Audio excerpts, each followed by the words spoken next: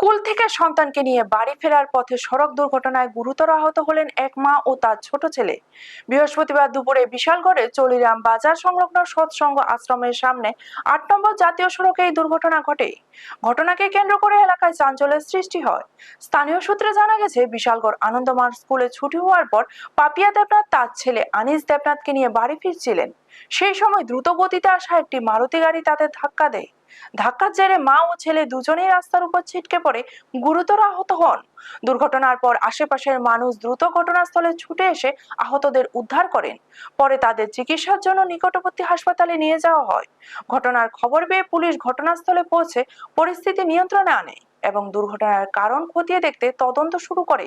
প্রত্যক্ষদর্শীদের সঙ্গে কথা বলার পাশাপাশি দুর্ঘটনায় জড়িত গাড়িটির বিষয়ে খোঁজ খবর নেওয়া হচ্ছে। ভিডিও রিপোর্ট, নিউজ তৎকাল 24। এখন একটা গাড়ি আমার মামি আর আমার মামাতো ভাই গাড়ি দিছে, তো তারা পড়ে গেছিল। আর আমার মামাতো ভাই অনেক ব্যথা হয়েছে, মামিও ব্যথা হয়েছে। মামাতো ভাই কোন ক্লাসে পড়ে? মানে মামাতো ভাই নার্সারিতে। কোন স্কুলে পড়ে? বিশালগড় আনন্দমার্গ। নাম কি? ঈশান দেবনাথ। আর তোর মামির নাম? পাপিয়া দেবনাথ। এই জায়গাটার নাম কি? তারে চলিলাম, উত্তর চলিলাম বাজার সংলগ্ন।